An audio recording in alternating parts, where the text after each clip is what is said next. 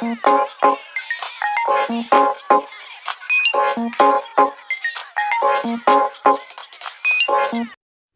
guys, welcome to Feed Factory Info. Today we are going to discuss about exercise Malabar. Let's get into the topic now. Malabar exercise is an annual trilateral naval exercise between the navies of India, Japan and USA which is held alternatively in the Indian and Pacific Oceans. It began as a bilateral naval exercise between India and USA in 1992. But due to the tensions arising from India's nuclearization in 1998, it became an annual feature only in 2002. In 2007, a five-nation multilateral naval exercise, taking on board three other nations, that is Japan, Singapore and Australia, was organized. However, later made again into a bilateral exercise with USA. Then it was expanded into a trilateral format with the inclusion of Japan in 2015. This Malabar exercise includes diverse activities ranging from fighter combat operations from aircraft carriers through maritime interdiction operations exercise. The recent news is that India is prepared to expand the Malabar trilateral naval exercise involving India, the USA and Japan to also include Australia.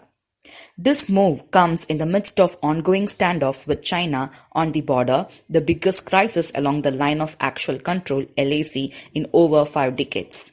And this Australia inclusion would be seen as a possible first step towards the militarization of Quad coalition.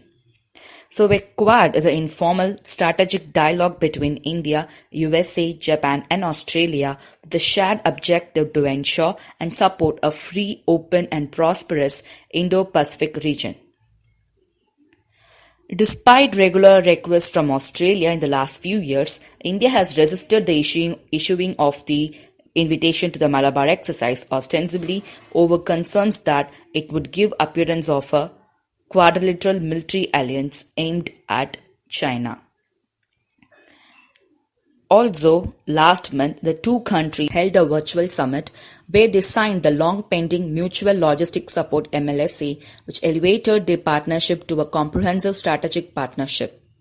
MLSA would allow reciprocal use of each other's military bases for exchange of fuel and provisions to simplify logistical support and improve operational turnaround.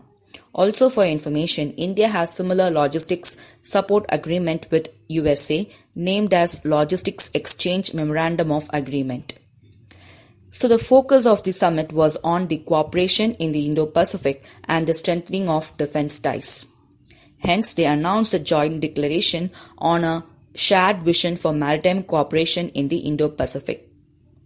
Also, Australia has agreed to post a liaison officer at the Indian Navy's Information Fusion Centre, that is in Indian Ocean Region IFC-IOR at Gurugram. So this will lead to convergence of mutual interest between India and Australia in diverse aspects for a better understanding of regional and global issues. Besides, Australia and India have few important exercises, namely Exercise Pitch Black, which is a biennial 3-week multilateral air combat training exercise hosted by the Royal Australian Air Force. Further, Ausendex, which is a bilateral naval exercise between Indian Navy and Australian Navy, which was first held in 2015. In addition to this, both countries hold a bilateral army exercise named as Austra Hind. So what brings up the conflict between India and China regarding the expansion of trilateral naval exercise into a quadrilateral one? China sees this maritime quadrilateral grouping as an Asian NATO that seeks only to contain China's rise. Following the standoff in Ladakh, many Indian analysts believe that this time is right for India to shed its traditional defensiveness in the maritime domain. However, some of the policymakers have warned that it would create a new front in the India-China conflict. So India aims at countering the Chinese presence in the Indian Ocean. To this end, India has acquired airborne surveillance assets from the US. However, Indian Navy is yet to develop the undersea capability to deter Chinese submarines. Another issue is that US companies which are partnering with India are reluctant in transferring technology. This posed to be one of the hurdle in exploiting full potential of Quad Group operational preparedness. So China has been stepping up its naval presence in the South China Sea. In this background, US would expect its Indo-Pacific partners, including India, to assist the US Navy in its South China Sea to counter China. Since US and Japan do not have spare capacity for sustained surveillance and deterrence operations in the Indian Oceanic region, in such situation, responsibility will be on India and Australia.